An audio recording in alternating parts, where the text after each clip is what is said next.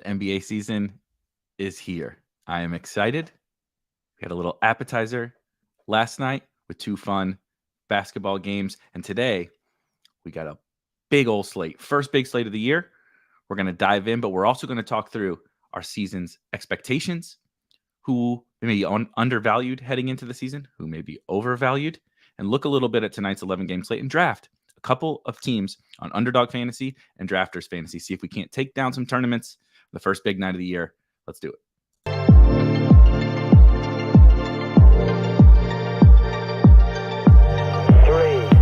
2, 1, liftoff.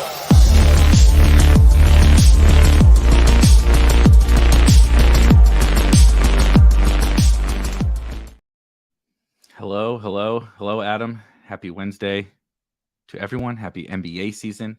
I, for one, could not be happier. When you come from the best ball space, you spend lots of time talking about the NFL, but I am a hoop head at heart, and I am very excited for NBA to be here. I'm most excited because if you are like the folks hanging out with us here, if you're like the folks in the Spike Week Discord, which there is a link in the description, it is 100% free to hang out with us and talk hoops all year, all season, draft some teams all season, discuss our best ball teams, maybe some bets here and there. I'm most excited because I think as the season kicks off now, for this first short stretch in particular, is a great time for us to flex our muscle that we've been using all fall in drafts. You can tell my brain is mushed from all the football. All fall, we spend all this time analyzing all these players, finding the late round sleepers, finding the undervalued players, finding the breakout players, which we'll talk to. Shout out Scotty Barnes. We'll talk about all of those guys. But I think right now, at least for these first few days, in particular tonight, I'm particularly excited for tonight because I think there are some market inefficiencies that we as best ball players, we as fantasy basketball drafters know maybe a little bit more about. Some role changes that we saw during the preseason, some team movement that maybe isn't necessarily factored into the market. What the heck do you do with Victor Wembanyama and Zion Williamson and all these kind of fragile type players that we've been struggling with all summer? I think now is a really good time to dive in and figure out exactly where the market is wrong on a lot of these players. And there could be players that we're super hyped about that the market is also hyped about, and vice versa. And so I'm really excited to dive in. What I just want to touch on today, I will get this out of the way, some housekeeping. If you have not signed up for Drafters Fantasy, or of course Underdog Fantasy, most of you probably have already. I love these daily drafts in NBA specifically because I think, like I said, we can flex some of our muscle on the players that maybe not projecting on those sites or being drafted on those sites as highly, or the opposite, or being drafted too highly. Like I said, that we've been really sinking our teeth into all summer. It's a little bit of a different game than your DraftKings salary cap, DraftKings FanDuel, whatever salary cap games. It's obviously different than the sports betting market. And I think this is probably where we have some of our biggest edge. Maybe late in the season when some of these guys are resting or whatever, that may change into a little bit more of the DFS grinder mindset. But I think right now, I love these formats. If you have not signed up for either Drafters or Underdog, you can use promo code SPIKE and get a 100% deposit bonus. At the end of this show, which won't be too much longer from now, we'll draft a couple teams, at least one on Underdog and one on Drafters, for tonight's big old gigantic slate. And I'm pretty excited about a couple of guys in particular and where they're going in drafts and some strategy around the draft. So we'll touch on all of that. Also, if you, I mentioned this before, but if you are not in the Spike Week Discord, please, it is free. Hit the link in the description and join us in there. Jim likes drafters. I will say, for anybody that has not played in any of the daily draft, what Underdog calls them battle royale, I like to call them snake drafts, daily drafts, whatever. Underdog for NBA specifically is there are no positions, right? So in their main contest, you draft in a room of 6 people, and 6, every team all 6 people in each draft 6 players. So 36 players in total are getting drafted, and there are no positional requirements. Everyone is what they call a super flex, right? A flex, a utility, however you would like to call it. And that can be both fun and not as fun because there's not a lot of strategy around position. It's not a very deep draft. Like, so on nights like tonight, you'll see there are guys going undrafted that are projecting to score almost 40 fantasy points tonight. There are definitely guys who are going undrafted tonight who I think are awesome. There are not as many kind of nuances because there's no positional requirements and it's a very short draft. So a very different game. Whereas drafters is has a very you only draft in 4-person rooms, so that does change it up a little bit, but it's a very deep draft. You'll see in just a second. You draft positionally: point guard, shooting guard, forward, center, and a bunch of flexes. And you draft more than 6 players, right? So I personally, and I think you see at the top of your screen the sickos that have been grinding NBA all during the fall and all during best ball draft season. I think it's a little more fun to be able to dive into the guys that you've been drafting in the 8th, 9th, 10th round of these drafts, picking them up at the end of drafts, figuring out which positions are strongest, which positions are weakest. You know, there is no Nikola Jokic and there is no Joel Embiid tonight. How do you handle the center position? There is no Giannis, right? How do we handle these types of positional differences as opposed to just kind of, drafting the best players from the top of the board? Also, shout out to drafters continually making improvements.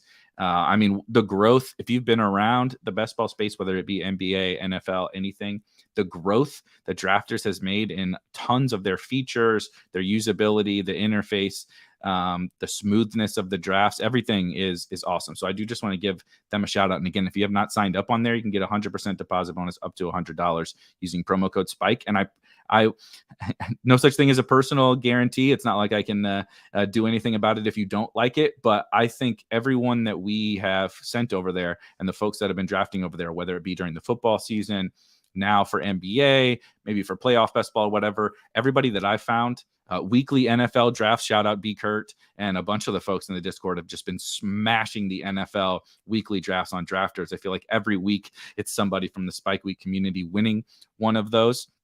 And I just think that the continued growth of drafters, it's not like a straight rocket ship go, the growth there, it's been a little bit more gradual, but the improvements that they've been making in the overall growth has been awesome. So I think it's a really, like, I'm not just saying this. I don't, there's tons of fantasy sites out there that we could all go search, through the depths to find overlay or to find, spots where nobody else is playing or sites promote all sorts of different sites.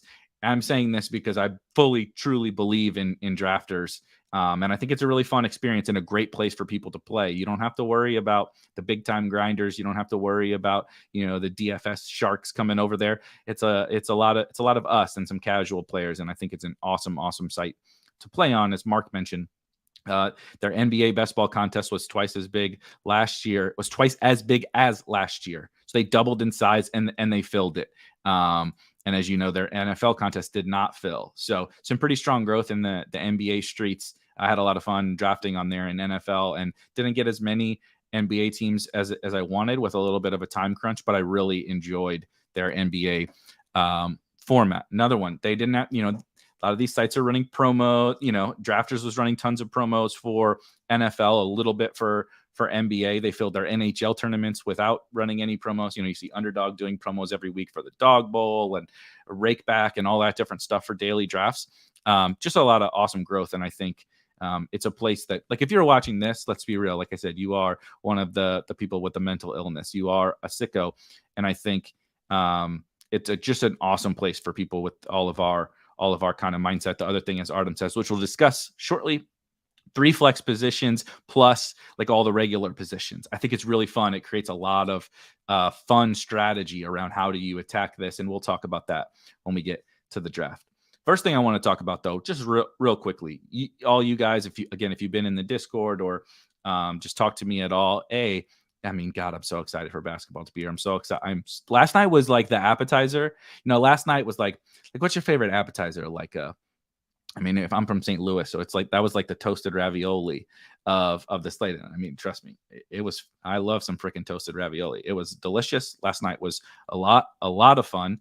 Watching the Nuggets basically dominate the Lakers, then kind of blow it for a little bit, then kind of start to pull away again at the end.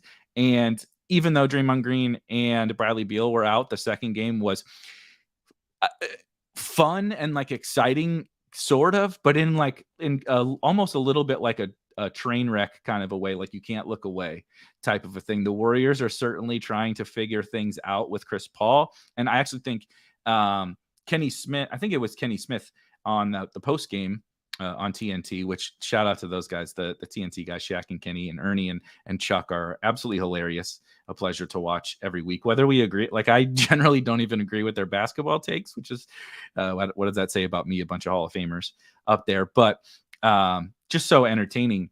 But Kenny was saying in terms of the Warriors, and I totally agree with this. I felt I didn't draft a lot of Warriors over the summer, but I felt other than Jonathan Kuminga, who, my God, could he not foul 3 times in 2 minutes in the first half? That would be sweet. But other than Jonathan Kuminga, I felt uncomfortable about just one game, but about the Warriors that I drafted in best ball. I know Chris Paul was okay from a fantasy perspective, and I know Steph is still kind of Steph, and I think he would have been okay if he had not gotten into foul trouble himself. But Kenny was saying how the Warriors, this is a huge adjustment for the Warriors, right? The Warriors have played this way. They had Durant for a couple of years, but generally speaking, Iggy's in. It's whether it's Livingston or Iggy or Otto Porter or whatever. The role players have kind of mixed and matched. Andrew Bogut versus Kevon Looney. The role players have mixed and matched, but they played the Warriors way forever and been, a total dynasty for a greater part of a decade. And this is like the first like major adjustment period for the Warriors, and they very much looked uncomfortable to me. So much of the ball in the hands of Chris Paul, which I think will change when Draymond gets in. And I think ultimately, just based off one game last night, I think that the move is probably going to be to put Chris Paul on the bench to start. I think he looked good playing with the more traditional type players, putting him with Kuminga and Saric and Moody and those kind of guys. I think is a really good fit on the second unit and can help them weather the storm that they've struggled with. What do you do? How do you score when Steph is on the bench? But I think the starters was a little bit in that, an adjustment period. Like they're like half playing the old Warriors way and then half playing CP3 ball, right? Slow it down, run pick and roll, and let him set up the offense. And so that's a big adjustment for everybody. That's a big adjustment for Steph, Clay, CP3, everybody. But then what happens when Draymond gets back, right? Like that's another big adjustment period. How does all that gel together? Because Draymond is the fulcrum of the old Warriors type offense. And then CP3 is the fulcrum of something that they probably do need a little bit of. But how does that all blend together? Then you have their emerging young player in Jonathan Kuminga, who plays a very old school kind of super athletic, get to the hoop, give me the ball, I'm going to go score type of a guy. He's not right. He's not doing the Steph and Clay running around, and he's also not a facilitator. So it just had me a little bit worried about the Warriors for fantasy. I think they'll obviously get it figured out in real life basketball. Feel good about the Suns, even though Kevin Durant couldn't make a shot. Shout out to him for ruining. I saw in the Discord earlier, the folks with the drafters tickets, we couldn't get the 25 shots or whatever it was for Kevin Durant, and we can't get him to score 20 points. What the hell, man? What was happening? Even had a 4-point play and still couldn't score 20 points. And then Nuggets are still the Nuggets. Obviously, the loss of the bench did look bad. The bench looked quite bad without BBJ and Jeff Green. Not that Jeff Green is a huge deal, but I'm not sold that any of those guys are ready to step up into. Reggie Jackson was a savior, but I don't know how much they can count on him. But Nuggets still look awesome. Lakers. Lakers, as Denver Dog says, wire to wire dominance. Go Nuggets. Yeah, we won't touch too much on the Lakers. moving on into tonight, so we can get to some of these drafts here in just a minute. A few things have stuck out to me. They stuck out to me during best ball draft season, and they're sticking out to me again heading into tonight's games, where I think there are just a handful of different spots that the market is maybe not evaluating appropriately so far. And we'll dive into a few of those, whether it be teams I'm really excited for,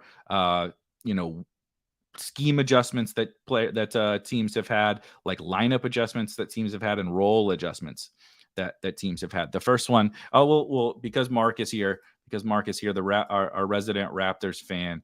Let's talk about the Raptors really quickly, especially because I don't want to bury the lead. And this is my favorite player. On Underdog, on Drafters. If you're playing DraftKings, DFS, this is tournaments. This is my favorite player for tonight. But it has to do with the changes that the Raptors have made. And if you look at what they did in the preseason, it kind of tells the same story that we might have thought that they were going to do coming into this year, or might have thought that they were going to do for the last couple of years. But with Fred VanVleet in town, they still had like a pretty traditional point guard, and they had a fairly awkward blend with Fred, OG, Scotty Barnes, and Pascal, and then whatever they have been doing at center, then they get Pirtle, so now they have a traditional center. That Fred and that kind of offense didn't gel really well with Scotty and Pascal, and then even like Gary Trent and all that kind of stuff, because it's so many like players that are very similar skill sets and need to do the same things. I think not that Dennis Schroeder is like some big change. He's a pretty traditional point guard, but losing Fred has been a different shift, because Schroeder is not Fred VanVleet, and they don't have any ties to Schroeder for the long term. They've really just turned the keys over to Scotty Barnes. They've shifted the way they play on offense a little bit to where Scotty is almost like the point forward. He actually took on an even bigger role than Pascal did in the preseason, and I personally believe that that's going to continue. Like I said, Scotty was. It's not like a point forward like Magic Johnson or anything. Like, he's not walking the ball up the floor much, if at all. But the offense is flowing through him, and he's a really tough matchup for opposing defenses. And I think this is, again, it was just preseason. You don't want to fall for everything in the preseason, but I think in the NBA, much more so than other sports, we can really take things away in terms of at least like how teams are playing, usage, how things are flowing through certain players. And probably the biggest lesson that I learned during the preseason was about Scotty Barnes. With the Raptors have basically turned the keys over to him. He is going to facilitate, which he's always been good at, but his usage is higher. He's scoring more. He's already a very good rebounder. He's already very good in the steals and blocks department. He's shooting threes, and will that maintain? I don't know, but he shot the three ball well in the preseason, and he's letting it fly. And he's, like I said, playing this kind of point forward role, which allows him to really take advantage of, like, he's a great athlete, but he's also a huge dude. He's just a really tough matchup for even, really good wing defenders in the NBA. He's strong as a bull. He is the guy that I'm kind of flag planting, if you will, for, the breakout type guy. If you listen to any of the, major NBA podcasts, the Low Post with Zach Lowe just had Kevin Pelton on, and they did all their awards. And they talked about most improved, and they didn't mention Scotty Barnes, I don't think. I might have missed it, but whether they mentioned him or not, they didn't talk about him enough. In my opinion, he would be my vote for most improved player. I think we're going to get an all-star campaign out of Scotty Barnes, and I think Pascal is going to be a little bit, not Robin to his Batman, but sort of 1A, 1B, and then everybody else falls in line, right? Pirtle's the center, play defense, block shots, rebound, protect the rim, roll to the hoop. Gary Trent be a little microwave shooter off the bench. Schroeder just kind of be out there, help facilitate when Scotty and Pascal are not out there. Those kinds of things. OG, play defense and shoot. I think Scotty Barnes is woefully underdrafted tonight. For tonight's slate, it makes no sense to me that he's like almost undrafted on Underdog. He's at the very end of drafts, and on Drafters he goes way too late, especially with The positional type stuff. He allows you flexibility. He provides a ton of upside, whether it be in those flex spots or if you want to punt off one of the positions and go heavy on centers or go heavy on point guards or whatever. You can get Scotty's upside later. So he's kind of both a guy I'm really excited for the season, but also tonight. I think if I were to, like I said, flag plant a guy, I think it's Scotty Barnes. A little bit more of a team take. I don't necessarily completely love any of these guys in drafts tonight, although I am drafting some of them. I believe I've done 1 drafters and 2 underdog drafts so far. I'm going to do a handful of each for tonight's slate, but I think the Thunder are set for a big time step forward. I know, their breakout, you can question how real it was last year. I'm pretty convinced that it was real. I think after the top couple of teams in the West, that they are going to be the team that really shocks some people, right? The Kings shocked people last year. I don't see why the Thunder can't shock people with a first-team All-NBA young superstar in Shea and the Giddey, Jalen Williams, J-Dub. I believe, is he J-Dub? And I always get them mixed up. J-Will is Jalen with a Y, I believe. But I think just all those guys playing together for yet another year, and then getting an actual center that's talented and can protect the rim, but also space the floor, can also roll to the hoop. I don't think Chet is like an amazing NBA prospect, but I think what he brings is so impactful for this particular team that's playing small ball, 4 small guards. Gideon and Jalen Williams and Shea and Dort are not like small, but they're wings / guards, right? It's a 4-out offense around a center. And at times they were playing Kenrich Williams at center last year. So I do think I didn't draft a whole ton of like Chet. And I feel like it's possible I'll regret that because it's just such a hand in glove fit for them. I think Shea is going to be an absolute monster, Giddey, Jalen Williams, whatever. So not necessarily as much for tonight, although I do like a couple of those guys. I also bet the over on both Jalen Williams and Chet's points props tonight. So just something if you're playing pick'em or whatever. I like those 2 guys. But just like something to keep in mind moving forward. And like, especially if somebody is ruled out, right? If Shea doesn't play, those other guys are just stone cold smashes in these drafts. And a lot of the times what happens on Underdog and drafters, DraftKings, the salaries may not adjust as well. So, if you're playing DFS, you guys probably know that already. The ADP doesn't always immediately reflect the guys who are ruled out or the guys who are questionable. And so, if something happens to anyone here, any one of mainly the big Giddey, SGA, and Jalen Williams, to a lesser extent Dort or whatever. But I think it's just such a great fit. I'm really, really excited for the Thunder. How many points, Artemis? How many points do you think Chet will average? More than his prop tonight. I wrote him up for, if you have not checked out, so for those of you who don't know, Spike Week is the site that I run and started within our family of fantasy and sports betting and best ball and all sorts of sites at the company that I work for. Scores and Odds is our main sports betting site. And we do post some picks and such. Let me find. I have most of my player prop picks in, but you see the whole squad is on Chet tonight. So my good guy Grant is laddering Chet all the way up. He obviously took the over 13.5, but he took 18 plus and 20 plus tonight. I'm on the over 13.5. Means is on the over.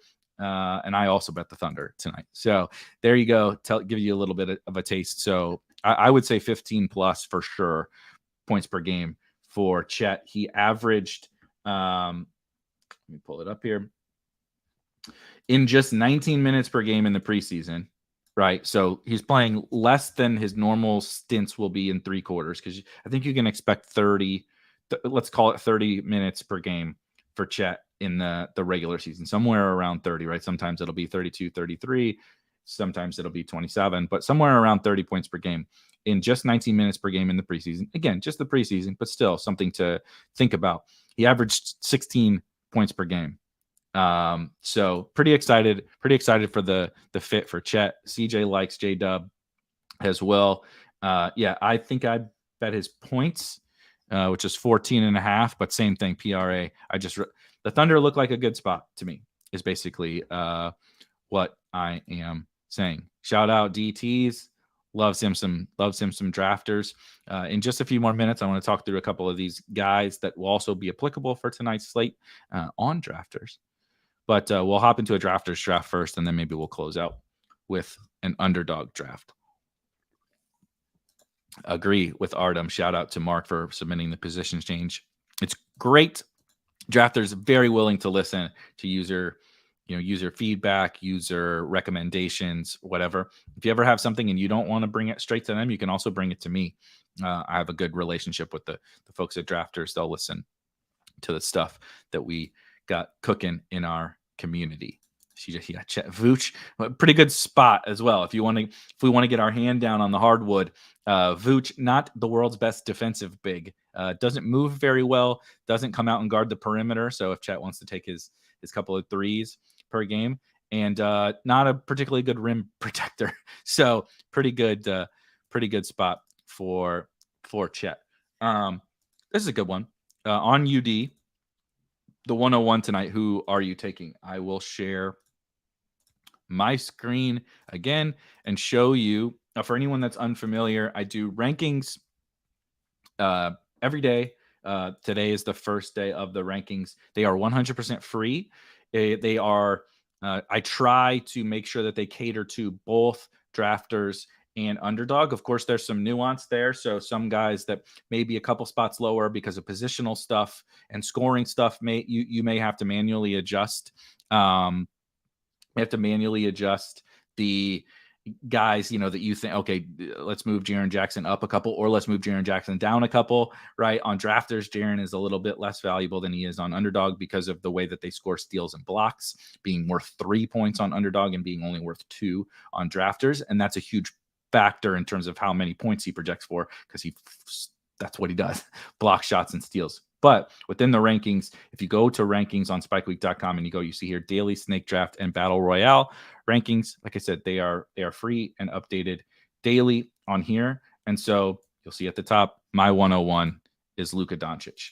Now, the only reason why Luka Doncic is not going as the 101 is not maybe some people are scared to take him as the 101. It's strictly because of the health stuff, right? And just double check Twitter while I'm saying this, so he's not like getting ruled out as I'm touting him as the 101, because that will certainly change things. But my expectation is that Luka will play. He has practiced this week, and he has said he has no soreness in his calf, which is what was holding him back. They could be very cautious with him. I don't know. It is a national TV game on ESPN. And as Mark said, Luka was at shoot around. And so it is one of those things where this is a slate with, I'll talk about Tatum in a minute, but this is a slate without Jokic, without Giannis, without Embiid, without Anthony Davis, without LeBron, right? Without Steph Curry, without Devin Booker, without Kevin Durant. It's without a ton of the first round picks from our best ball times. Luka is the guy who projects for the most points out of this entire slate. And I'm comfortably willing to take him at the 101 and any spot thereafter. I will say in terms of the Mavs, very worried about the Mavericks. I took Luka, I took a bunch of Kyrie, I took a bunch of Grant Williams. I like those guys from a fantasy perspective over the course of the year, best ball perspective. But I think they're in a little bit of trouble. And the other, air quotes, breakout team, not to the level of the Thunder that I like, is their opponent tonight in the San Antonio Spurs. Call me a victim of the hype. Call me the victim of the preseason or whatever. But I really, really like what the Spurs are doing. Just start with the players. Not even just Wemby. We know how crazy Wemby is. But Wemby's actually a kind of a poor, or at minimum very inconsistent offensive player right now, right? His handle gets out of control sometimes. He's not a great shooter, and he's going to shoot, jump shooter, that is. He's going to be a pretty inefficient scorer, but I think clearly he brings a lot and creates brutal matchups. Like, I think Grant Williams is going to guard him tonight. Grant is a bull, right? Grant was probably the best defender for Giannis in the NBA, or up there as one of the best defenders for Giannis in the NBA. That's why I actually think it's going to be pretty darn impactful that he's gone from Boston. But Wemby has an 8-foot wingspan. Grant Williams is one of the strongest dudes in the entire NBA, so he's going to have to try to bully Wemby, get underneath him and push him away from the rim and make him shoot over him, which of course he won't even see. Like, Wemby won't even see Grant Williams. But he's like 6'5". Like, there's a foot difference basically between those two guys. And I think that's a symptom of what the Mavs are going to struggle with when you have two negative defenders in Luka and Kyrie. And I really love Grant Williams as a player. Josh Green is like, okay, I think a nice, fun young player, but he's not exactly Kawhi Leonard on the perimeter. And then a rookie center who's maybe a fun rim protector, but I'm not like super bullish on Lively being a stud in the NBA right away. And so they play the Spurs. On the flip side, I think it's like nothing but positive for the Spurs. They're starting Jeremy Sohan at the point. They are, this funny timing. CJ, just post this. Imagine someone that watches college basketball telling someone that watches college basketball Sohan will be a starting point guard in the NBA in 2 years. Yeah, I mean, just absolutely crazy. He was like a low usage player in college, really fun, like jack of all trades, wing defender, cutter, all that kind of a stuff. And now he's starting at the point. Now, their offense is a little bit different. I don't think that this isn't old school. Like, Sohan's not going to walk the ball up the floor and dribble it like Harden and Luka and run pick and rolls like CP3 and all that. But he is, by name, the point guard there. And they don't have anybody. So we're starting Jeremy Sohan, Devin Vassell, Keldon Johnson, Wemby, and Zach Collins. Devin Vassell's the shortest player at like 6'5", and he's like I don't know what his wingspan is, probably like 7 foot or something like that. Super big. Wemby is going to be able to play off the ball, right? He's going to guard the Grant Williams. Like, he'll guard Grant tonight and let Grant shoot threes in the corner and play help defense. He'll probably block a couple of Grant Williams threes with his the sun blocker. I don't know if you heard the nickname for Wemby, the sun blocker, which is so fitting.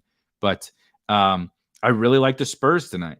I think the Spurs might win this game, even with Luka playing. And I'm really excited to see them. I think they will probably not be crazy successful, because I think it's more likely that they rest some of their guys, certainly Wemby, more than we would like. And that will cause them to lose some games that maybe they could have won. But I think when at full strength, they're going to scare a lot of teams. They have a lot of young talent, and I love the lineup that they're trotting out there to start. They can switch, or they can switch 1 through 3 or 1 through 4. Technically, they could switch 1 through 5 with Collins. They got rim protection with both Wemby and Collins. What I really like on offense, a guy that I drafted a ton of in best ball, and I'm also drafting in the last round tonight on both Underdog and on Drafters, is Zach Collins, starting at the 5. It's just such a fantasy gold mine, also playing him on DraftKings. It's just such a fantasy gold mine of similar to the Chet thing, where it's a great fit of skill set and role for Collins. The fact that they don't have a starting point guard is actually turning Zach Collins into they're running a lot of stuff through Zach Collins. If you saw the preseason, he averaged like 4.5 assists per game in like 22 minutes in the preseason. He's facilitating a lot. They're running actions with him and Wemby. He's not just like dribble handoffs. He's like legit running their offense quite a bit. So it's kind of like between Collins and Sohan, and then obviously some isolation stuff or running sets for Wemby and Keldon and Vassell. The playmaking is coming from Sohan and Zach Collins. And I don't think the market has certainly, he's 5,500 on DraftKings. That's just a criminally low price. But we saw during the preseason, just an absolute smash every single night. I think he is a potential triple-double candidate multiple times this season. I think he's going to far exceed his draft cost from the summer. And I think he's a legitimate guy that you can take in the last round of these drafts, and he does not get picked.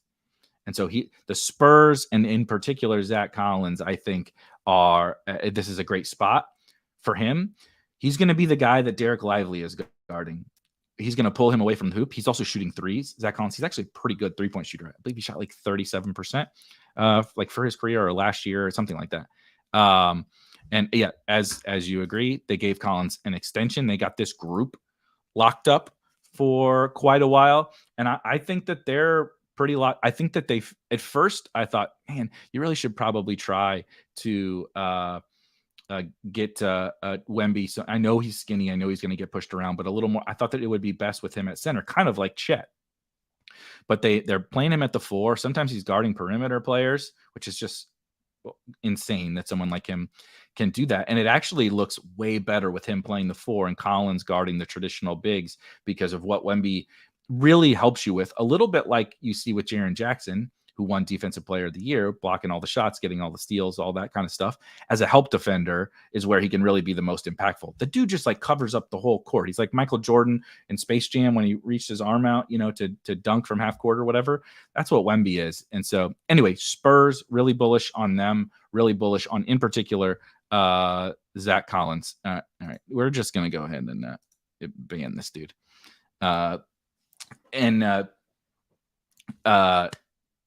Got thrown off there. Other thing we want to talk about, Memphis, and then we'll hop into a couple of drafts. I want to talk about Memphis. You see here, Jaren Jackson Jr. This is, again, of course, probably a little bit more underdog focused, and then Desmond Bane at 13th, but higher than market on both Desmond Bane and Jaren Jackson Jr. in all formats tonight and for the season. This has changed a little lately because Steven Adams got ruled out for the entire season, having knee surgery. And then for tonight, specifically, why I think it matters also is Santi Aldama is out, who was a pretty fun last round pick and probably will be useful at certain points throughout this fantasy season. They are incredibly thin. You're going to get a bunch of Zaire Williams, David Roddy, Jake LaRavia, Kenneth Lofton Jr., like those kinds of guys are going to play. Obviously, Derrick Rose is going to play the backup point. It's Luke Kennard, but think of all those names. Because of that, Desmond Bane is going to this dude is going to have to score, 30 points a game for them to have a chance during this run here without Ja, right? So you got 25 games without Ja. Like, they're either going to lose or get blown out, or these two guys have to play well. I'm very worried about Jaren Jackson Jr. tonight specifically, but predicting foul trouble is something I try not to do. It's a little bit like predicting injuries in NFL or season-long NBA, or predicting exactly how many games guys are going to sit out. And it's easier to get uncomfortable with Jaren Jackson Jr. because he's the biggest fouler in the history of foulers. The guy fouled out in 15 minutes during a preseason game. Yes, I played him in an NBA preseason DFS contest that night. I believe it was like 15 minutes. He fouled out. And tonight, he's going to have to play as much as he can. And he's facing off against a front court that is Zion Williamson and Jonas Valanciunas. I don't know if you are aware of those two guys, but they're two of the biggest, strongest bullies at the rim of all time. They're going to try to push him around on the offensive glass. They're going to attack him at the rim. They're not scared of the shot blocking of Jaren Jackson Jr., and it is very concerning. So if you wanted to say, my God, do I really have to take on this risk with Jaren? I'm still like weighing that myself, but the rankings are a little bit more mathematical, and they're not predicting foul trouble for Triple J. But but as CJ says, predicting foul trouble is a little bit different with Jaren, and I totally agree. So I'm a little nauseous about him, but without all those guys, it's basically a two-man offense. He's the Robin to Desmond Bane's Batman. And if you want to ignore the foul risk, which is very, very, very real for Jaren tonight, with his steals and blocks upside and the usage he's going to have, his upside's crazy. If he cannot foul, he's a smash. It's almost that straightforward. If Jaren Jackson Jr. does not get in foul trouble tonight, he is probably going to be in the winning lineup. Like, his steals and blocks are just that good, and the usage is going to be higher than it's ever been in his entire career, maybe in his freaking life since like AAU basketball. depending on what AAU team you played. It could be higher than then. He's just going to have to do so much, but that also can create a lot of fouls. Yeah, Tillman will obviously start at center. He'll handle Joe Val. But Jaren, they don't hold back in terms of assigning Jaren to the big-time matchups. He guards Giannis. He guards, those kind of guys. And they just say, look, you got to learn, buddy. You're our best defender. You got to, he does play on the help side when there isn't like that apex wing / big guy. But there's nowhere to hide. Like, I guess you hide him on Herb, would be the thing. But then who's guarding Zion? Maybe they start David Roddy to guard Zion. I guess that might be what I would do, actually, if I were Taylor Jenkins. I think I might start David Roddy over Zaire, because Zaire can't guard Zion. Zion will dunk Zaire into oblivion every single possession. I think I would start David Roddy and put him on Zion, at least to start the game, to hope that Zion doesn't, or to hope that Jaren doesn't get in foul trouble. Let Jaren hide out on Herb in the corner, because Herb ain't going to do anything on offense. That might be, maybe we will see that. And so I would be more, it's not like we're going to get the lineup before we have to get him in, but that would be my hope if I'm drafting Jaren Jackson Jr. But Desmond Bane, for best ball, he only gets the benefit of no John Morant for 25 games. That's still 25 games. It's a third of the best ball season. And I also think he's just going to be excellent this entire year. He took a big leap last year. I think with more responsibility and more usage on offense, we're going to see more playmaking. We did see more playmaking in the preseason, and I think we're going to see more playmaking tonight. So another guy I'm betting on tonight, both in fantasy and in the sports betting market, but really excited to see what the Grizzlies can do. And if they can weather this storm of injuries, they've been a team that's been immune, right? Ja's out, or Jaren's out, or Steven Adams is out, or whatever. They've been able to weather all that. But now the roster's getting a little thin, right? No Adams and no Brandon Clark, no John Morant. Tyus Jones ain't there anymore. I know they brought Marcus Smart. Dylan Brooks isn't there anymore. I'm really fascinated to see how they do. But those are kind of some of the highlights here on, you see Scotty Barnes for me up at 15th overall, Desmond Bane up at 13th overall. Another guy I'll say really high on the Jazz overall, Laurie is 11th overall for me. Also really, really like him on drafters, where it's not that there aren't forwards later, but I just think that forward is a little bit of the weakest position. Give me Markkanen and Scotty Barnes at my forward spots, and I'm golden, baby. Let me load up on the really high upside guards: Luka, Kyrie, LaMelo, SGA. Obviously, you have Tatum up here as well, who I really like Tatum too. But then I can smash some of these center. You want to play Wemby, you want Sabonis, you want Ant. Where's if Denver's still in the chat, he can go get his boy Anthony Edwards.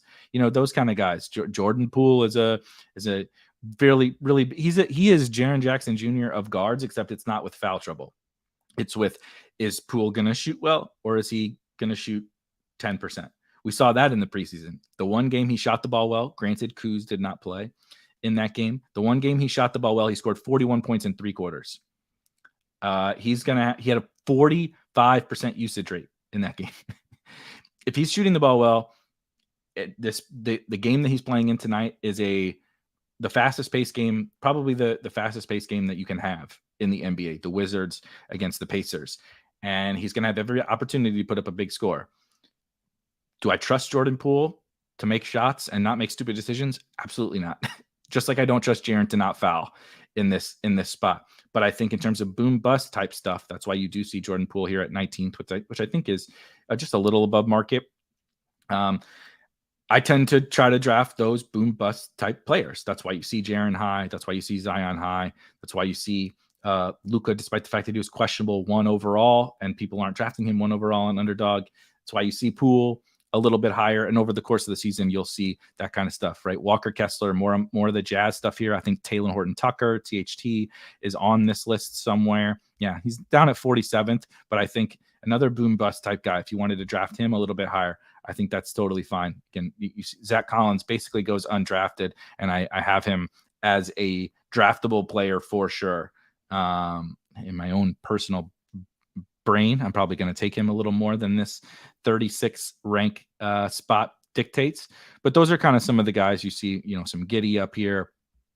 Those are kind of some of the guys that I'm really excited for this year, teams I'm really excited for this year, and a lot of them also lean into tonight's slate. So with all that being said, shall we draft? Let's hop into drafters. Let me share my screen on drafters.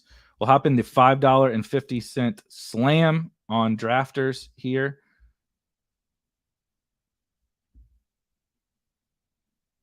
And it looks like we just need one of you. One of yous.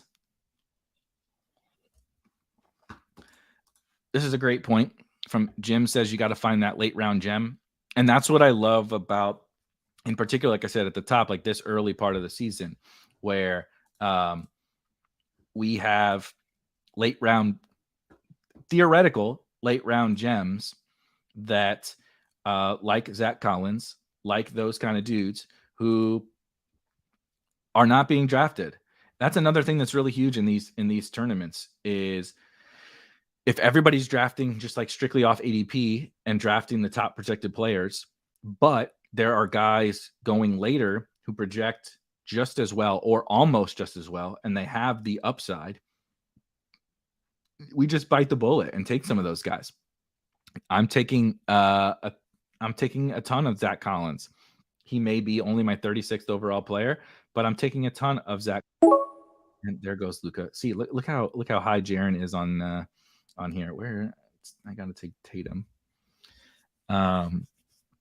But those kind of guys are super important for these NBA daily drafts. It's not, you don't have to just scroll down and click any old name.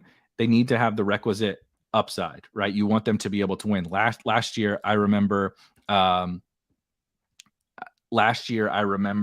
Walker Kessler was this guy. I get very big Walker Kessler vibes from Zach Collins in terms of these drafts where he was like basically going undrafted despite the fact that he had taken over that center role, and he's a monster upside guy.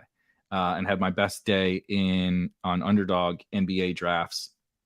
I just took Walker Kessler in the last round of every single draft and worked out pretty darn well. He had like a point game. All right, let me double check my rankings here. I think Kyrie is who I'm supposed to take. Sorry, Jaren. We're gonna see how far we can get Jaren to fall. Adam asked, before the stream ends, can we get some pick'em favorites? You know it. That's a good idea. Let's do it.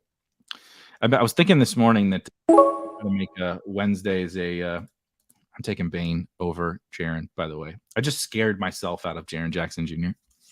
I also do think he's worse on drafters.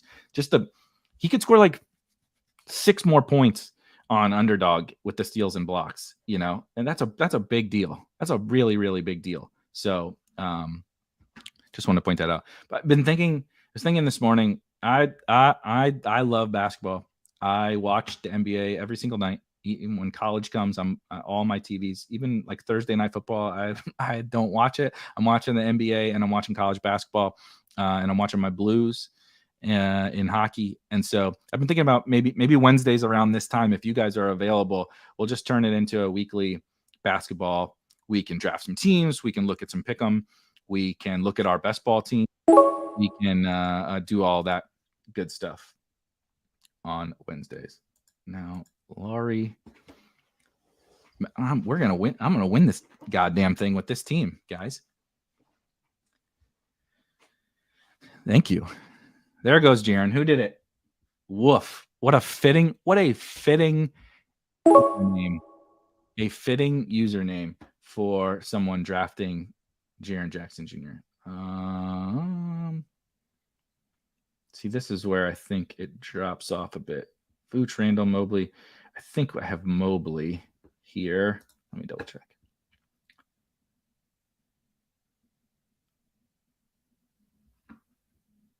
Mobley without Jarrett Allen. Another thing to keep in mind, Jarrett Allen is out tonight.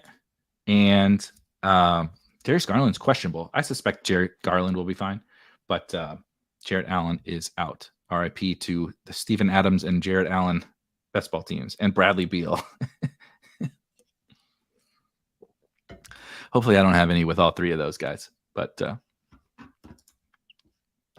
oh, sorry. I think Artem asked this before. Can you explain the position change for dailies? What do you mean by position change? Like the different positions that you have on your roster. So for drafters, right? We mentioned it's super. We don't have to even look at it for Underdog because there are no positions. You just draft 6 players. But on drafters, you draft one. You basically draft a starting 5, right? Point guard, shooting guard, small forward, power forward, center. Now, players like you see here, a lot of these players have multi-position eligibility, and so that does make it a little bit easier. But still, it does matter. If you take a bunch of centers, you're going to end up with a crap. You take 5 centers to start, you might end up with a crappy team because you're going to have really low upside guys at all the other positions. Not necessarily, but you get the point. But then there's 5 flat spots here. 1 second.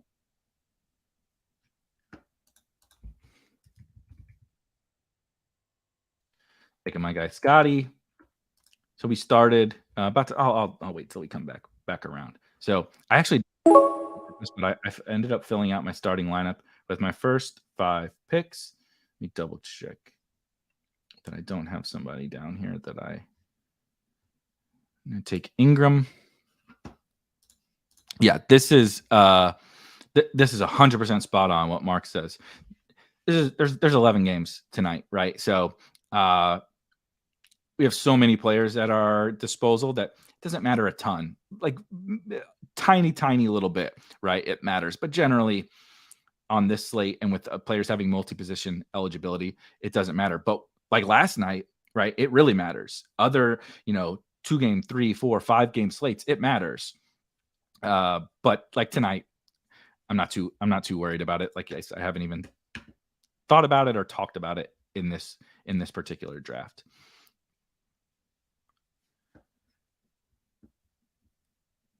Big run forwards there. Look at this forward run. Good Lord. Vooch, Giddey. I do really like Miles Turner tonight.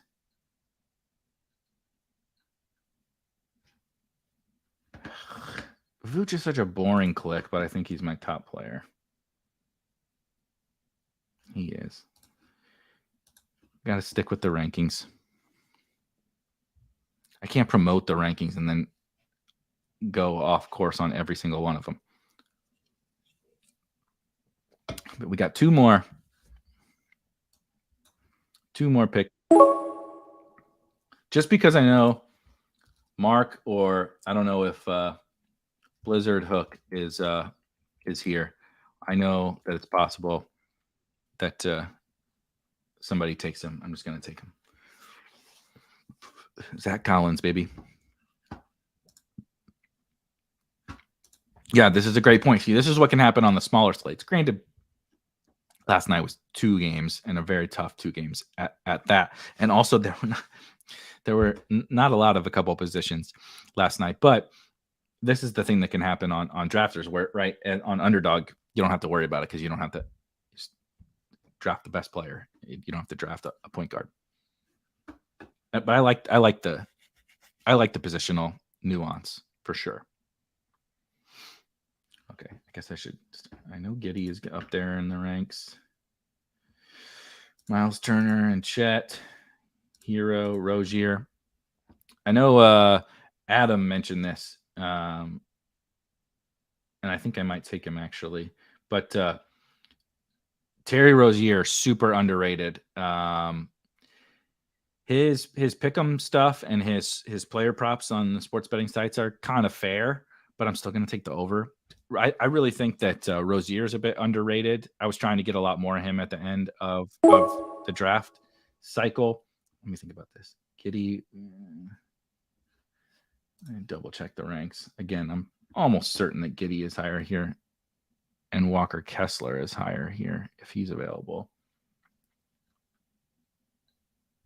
But I'm going to take Rozier because I want to talk about him.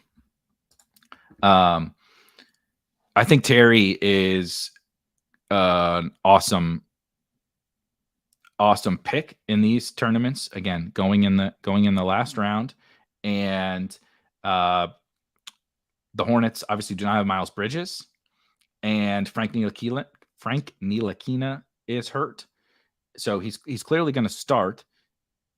That was never in question, but I think Terry's going to stagger probably to the second unit because they need a point guard on the second unit. I believe the James Bouknight is out too. I don't know that he was going to be in the rotation, but they have a bunch of injuries. They're really thin. The Hornets are really, really thin right now. And so I think, LaMelo is, of course, going to get the LaMelo role that we expect, but like Gordon Hayward is kind of not the same Gordon Hayward anymore. Brandon Miller is a rookie who's not going to like dominate the ball. Mark Williams is just a rim runner type big. He's not going to they're not going to throw him the ball and post it up. I think Rozier is going to have a monster role. And I mean, I think we could easily see him be scoring 40, 45, 50 fantasy points on a very regular basis, at least in the short term, and possibly for a large portion of the season. So anyway, just to run down my team really fast, Kyrie, who I do think, I just talked about the Spurs, and I kind of think the Spurs win the game tonight, but even with Luka, I don't think people quite understand Kyrie's. Now, the problem for Kyrie during best ball draft season was, of course, availability, right? That is the concern with Kyrie over the course of the season. But on a per game basis, this dude is going to be a star for fantasy. He was an absolute star last year when he came over to Dallas because they only have two guys that can do stuff on offense. It's just him and it's Luka. They stagger, so their usage is through the roof.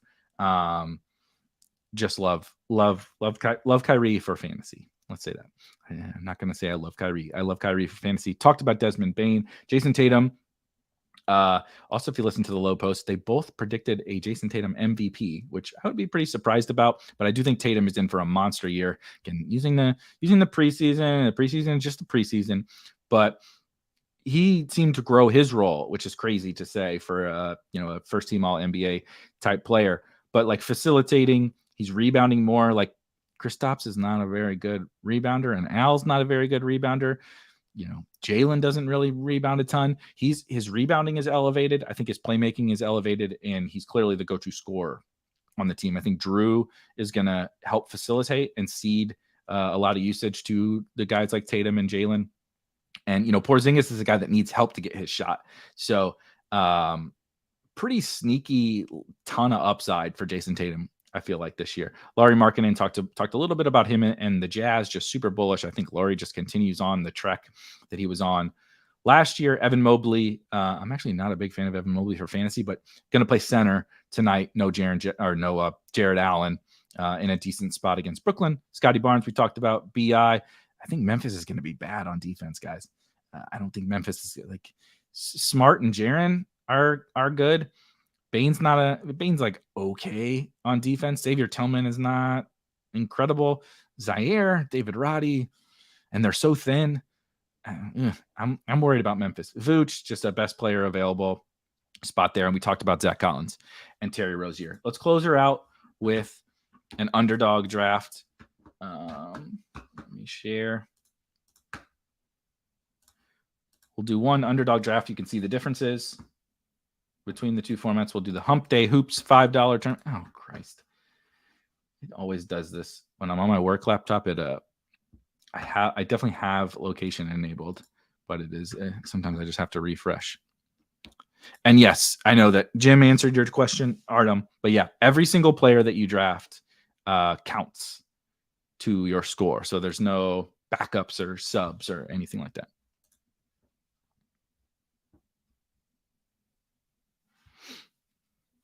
Yeah, Mark took Wemby in our drafters draft. I think Wemby is a great pick. I think he's a little overvalued on Underdog, just a little, but I also understand because with steals and blocks, if I'm going to boost up Jaren Jackson Jr., I got to boost up Wemby too. So it's possible I'm a little too low on Wemby on Underdog. The general problem with Wemby for me in fantasy was, of course, during best ball, I find it very hard to believe that they're going to play him an absolute ton of games. Could certainly be wrong about that, but I find it difficult to believe like they're in this for the long haul, right? They're probably excited about their team this year, but this is not their year where they're probably like, this is championship or bust. His rookie year, right? The most games he's ever going to have played, all that kind of stuff. And then obviously it talks about he's a really inefficient scorer right now. He doesn't really rebound, despite the fact that he's massive. He's not a very good rebounder, and he's not going to facilitate a ton. So you need points, and you need points from an inefficient scorer, and you need steals and blocks, which he ain't never going to have a problem with steals and blocks. But just, I don't know. I don't have an amazing take on him. I like him, and I'm even considering him, for DFS tonight. But it's he's a tricky one. I'm excited. Oh my God, I am excited to watch that game though. Pacers Wizards is going to be the shit show train wreck. That's just a track meet that I'm excited to watch. Of course, Wemby comes to me here. Who do I have? I think I have Kyrie over him. No, I have Wemby 6th overall. Screw it. Let's do it. Let's take Wemby and Kyrie. I think Kyrie over LaMelo. No, what am I doing? I don't even know what my own rankings say. LaMelo and Wemby. Why not? I can't think of there's certainly no risk in LaMelo shooting 6 for 20 and Wemby shooting 4 for 25. What could go wrong?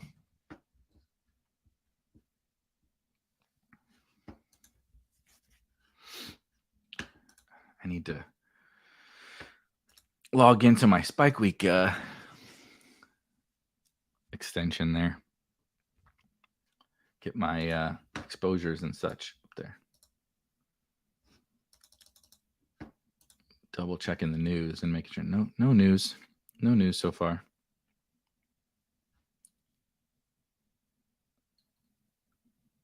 No, Zach Collins also went through shoot around. Darius Garland also went through shoot around, and Horford is coming off the bench. So Drew's going to start. Garland, Collins, and Luka all went through shoot around. Oh yeah, we're definitely taking Lauri Markkanen. And then I think I'm going to be scrolling down a lot here, guys. I really don't love the Clippers, guys.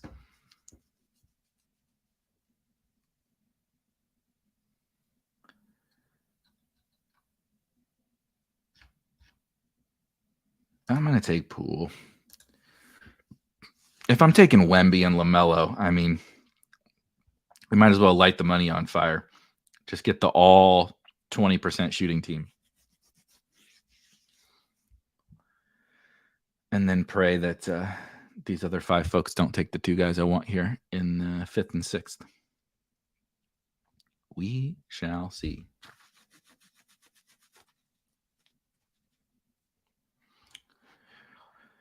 Yeah, I really don't love it's funny. The Clippers play the Blazers in the game I'm least excited to watch, I think, on the entire slate. It's funny because you get a brilliant matchup for the Clippers. Again, I mean, the Blazers are not going to stop anybody. Just obviously a total tank and rebuild year for Portland, but the Clippers, it's 3 guys.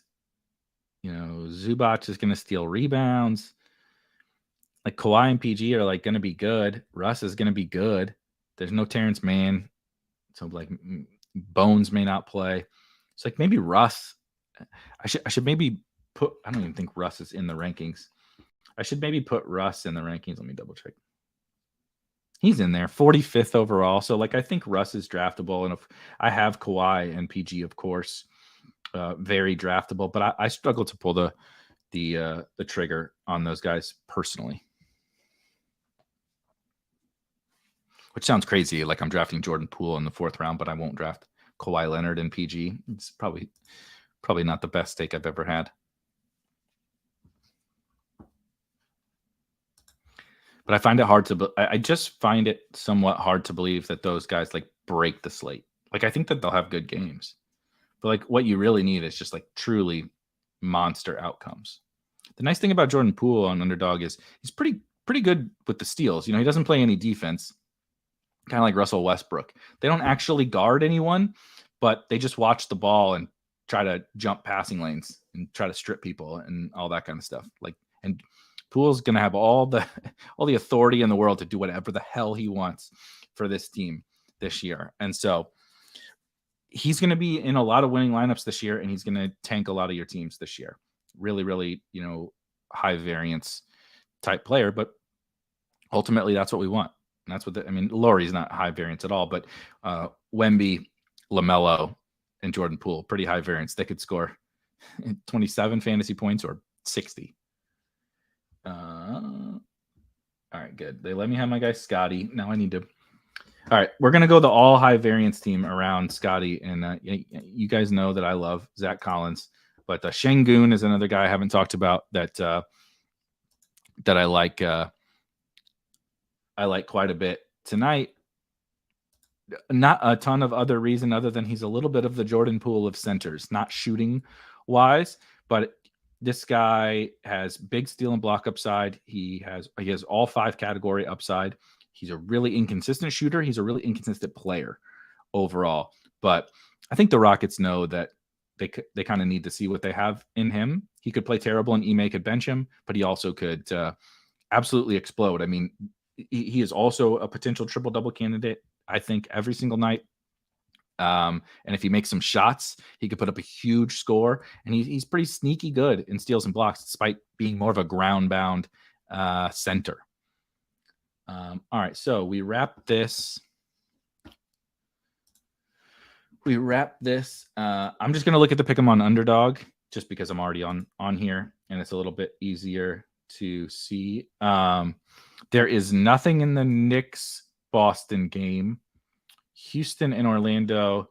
Let me double check here. I've placed one prop in this game. I will say I don't mind some of the Şengün stuff. It's really high variance. So I don't always love to take the mega like I'm not betting any Jaren Jackson Jr. is in an amazing spot tonight. You could probably take unders and you're probably in a decent spot. But like those guys, I don't love to place the pick'em props on, and so Şengün probably falls in that category. But he could just blow these away, like all of these, just absolutely blow them away. So I don't hate him. I wonder what the personal fouls is for Jaren. I hope they have that. That'd be sweet. But who I actually do like in this game right here, Wendell Carter Jr. over 13.5 points. I have placed that one myself.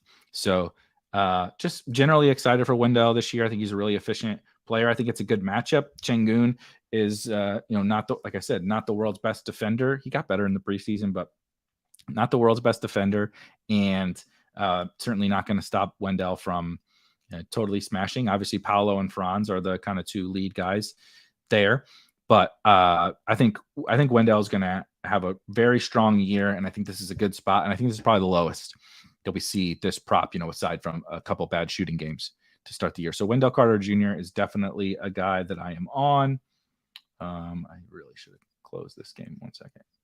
I really hate how this is laid out. It is painful to try to scroll through. Washington and Indiana. This is where, oh my God, because he's not draftable in these drafts. I'm glad that you asked about this, Adam. This is the spot. I think you can take over 25.5 for Poole. No need to, force it if you don't love it. God, 8.5 threes attempted. What an absurd line. Let's see here. The absolute stone cold best lock, 5-star mega smash button, pound the table lock of the night. Obi Toppin over. It's up to 15.5. It was opened at 14.5 points plus rebounds. There's your gold star lock of the night. The market has no idea what they're doing with Obi Toppin. It's absurd. He is the starting power forward for the Pacers.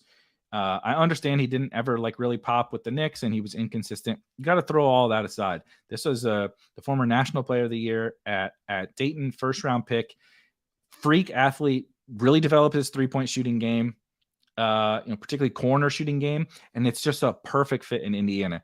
Halliburton is going to run the show and find all of these guys. He's going to find Obi. He's going to find Turner, Matherin, etc. Right? BBJ, Buddy, whatever. He's going to set all these guys up. They're going to play fast. They're going to space the floor around Halliburton. And Obi is the starting power forward. He had just shy of a 20% usage rate in the preseason. He absolutely smashed. He beat this number in most preseason games playing like 20 minutes or less.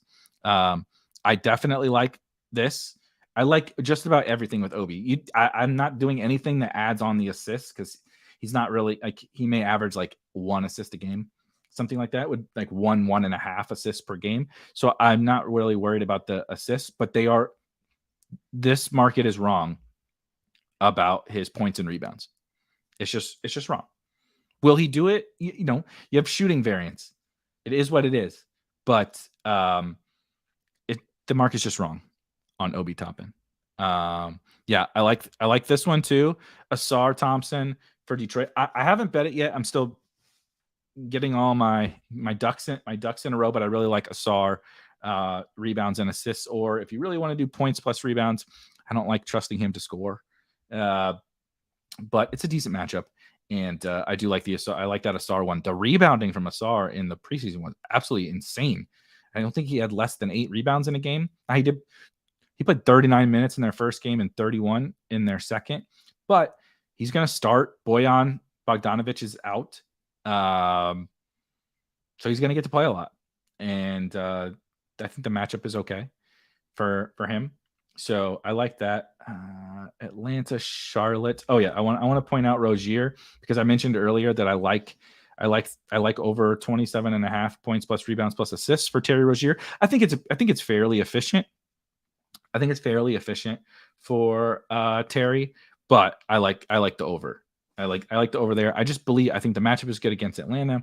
I just believe in this role, and he's a good player. God, I hate when I don't collapse the Cleveland, Brooklyn. No, there was nothing there on that one. Yeah, the only problem for Asar is the Heat matchup is not amazing. It's not amazing. I will say another guy in a very similar vein to Rozier, the Heat, Tyler Hero's got to score. He's got to score a lot for them. I bet over 20.5 points for Tyler Hero. And it's a little uncomfortable, but like, I don't know. Jay Rich is not going to play. Kyle Lowry is a shell of his old self. Bam is not exactly a go-to scorer. Jimmy didn't play at all during the preseason. And we know Jimmy turns it on in the playoffs when he has to turn it on, but he's not like that, like alpha of a score. Like they don't have anyone to like put the ball in the basket and take a bunch of shots. Tyler Hero's going to take 20 something shots tonight. I would almost guarantee it, pending foul trouble and pending a blowout or something like that. 20.5 points. I'm on the over for Tyler Hero. So I'm just going to put a couple of those in here. Let me, God, I hate this. This is just awful. Minnesota and Toronto. Here's another one. I won't talk too much about this one because I've already talked about it. Boom. Scotty Barnes. Market's wrong. Market's wrong on Scotty Barnes. Market is wrong. OKC, another fruitful team. I won't keep adding all of these on here, but OKC, we talked about Chet. This is terrible. We talked about Chet over 13.5 points, smash, and Jalen Williams also, whether it's what the hell? He's down to 13.5 points. Jalen Williams, 13.5 points, or if you like PRA, I love both of the Thunder guys. New Orleans and Memphis, I won't force you to see it, but Bane, I'm on Bane points. I don't Brandon likes the Daniel Gafford rebounds. I'm cool with that. Yeah, I'm cool with that one. He's gonna have to rebound a lot for that team. He's definitely gonna have to rebound a lot for that team. So I am very much cool with that. On Utah, THT. THT a little bit falls into that high variance kind of guy. You guys know I love Walker Kessler, but I think these are pretty good. Pretty efficient lines there. But THT, I think is a pretty good bet as well. We don't have to look at you. Now you gave away your real name, Ron. You gave away your real name. And congratulations on the kiddo. Brandon, aka Ron, in the chat in the Discord, just had a kiddo today. Beautiful looking kid. But THT, I think starting, gonna get all the opportunity in the world. I think it looks pretty good, projects pretty well as well. And then I think we have Dallas, right? Yeah. The very last one that is a Stone Cold lead pipe lock. So here's one thing I will say. This looks good. Grant Williams has taken 1,000,000 threes during the preseason. So there's another one I'm going to throw out there. 4.5 3-point attempts for Grant Williams. That way you don't even have to count on him making them. You can bet some of these other things. I think Grant is a reasonable guy to bet on tonight. He just has to make threes, which is not always a ton of fun to bet on, right? He's gonna shoot like 7 or 8 threes, and you need him to make 3 or 4 of them. I kind of hate those bets, but is what it is. The final Stone Cold lead pipe lock. Zach Collins, 24.5. So what do we got here? 1, 2, 3, 4. Toss another one on there for your 5 leg pick'em sheet slip, whatever. Toss another one on there for your 5 leg pick'em slip that you guys prefer. Asar, Gafford. What do we got? What did you guys also mention in here? Yeah, Asar, Gafford, etc. That wraps us up. A lot of fun. Like I said, I'll talk to you guys in the Discord. We'll try to see if we can make this time work every single week and just have a little hoop hang. We can do some drafts. Like I said, we can check in on our best ball teams. We can monitor all of the news and see if we can get a little more hoops talk going on around here, because there's going to be plenty of football talk. We'll see if we can't make the basketball talk a regular occurrence. Appreciate you guys. I'll, of course, see you in the Discord, and hopefully I'll see you next week for another NBA Fantasy little Wednesday Hoop Head Day here on Spike Week. Have a good afternoon. Enjoy the first big slate of the year. I'm going to. Let's win some money. Peace.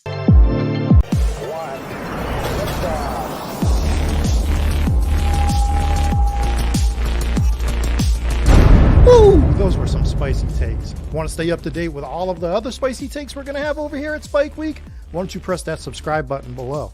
You turn notifications on, we draft a team, boom, you know about it. We have another spicy take, boom, you know about it. You can be there. You can draft with us. You want to stay up to date? That's how you do it. All right, we'll catch you later next time here at Spike Week.